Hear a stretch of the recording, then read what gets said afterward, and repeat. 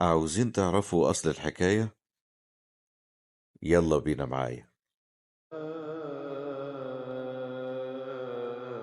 قبل ما ندخل ونعرف أسرار مسجد محمد علي لازم نقف هنا في الساحة الخارجية اللي بتمهد لنا عظمة اللي هنشوفه جوه. مجرد ما تخطوا أول خطوة في الساحة هتحسوا إن كنتم دخلتم في عالم تاني. هنا المساحة الواسعة، الأعمدة الرشيقة، والقباب اللي بتكمل المشهد المعماري المذهل للمسجد. وهنا مكان الوضوء، بتتأكد إن المسجد معمول بتصميم متكامل. كل حاجة هنا ليها دور وليها لمسة فنية. بس ليه محمد علي قرر يبني مسجد بالحجم ده وبالشكل ده تحديدا؟ وليه اختار القلعة؟ الإجابة جوه. يلا بينا نعرف أصل الحكاية. ببساطة محمد علي كان عايز مسجد يعبر عن قوته، عن نفوذه، عن دولته اللي بيأسسها. اختاروا ان يبنيه في قلب القلعة عشان يبقى اول حاجة تشوفها لما تبص في اي مكان من القاهرة. وهنا في الداخل قرر يخلي كل تفصيلة تنطق بالفخامة، زي النجف الضخم ده اللي معمول من أربع أنواع الكريستال، واللي نوره بيملأ المكان بحالة مهيبة. كل ما تبص حواليك هتلاقي المسجد متكامل في تصميمه، من النجف للمنبر، من الأرض للسقف، كل حاجة بتنطق بجمال. النجف الرائعة دي مش بس قطعة ديكور جميلة، دي كمان قطعة تاريخية فريدة تزن 2 طن، وقطرها بيوصل ل5 أمتار.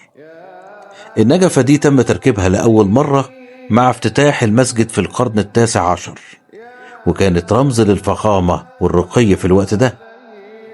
وتعالوا احكي لكم على قصة حصلت في ثلاثينيات القرن الماضي. حصل تصدعات خطيرة في القبة الرئيسية، وكان في مخاوف انها تنهار بالكامل.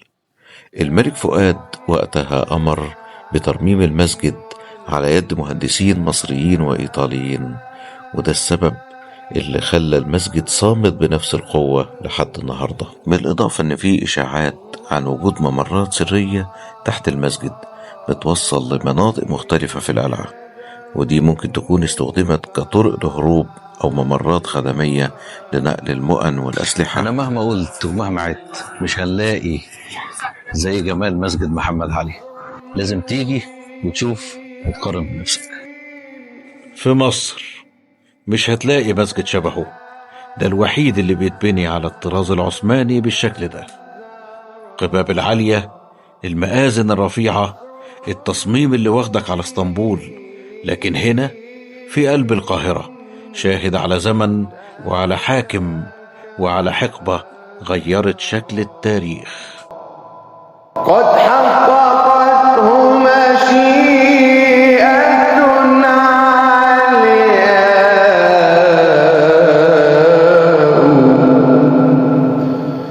نصر مبين قد أتاك مؤثرا، قد حققته مشيئة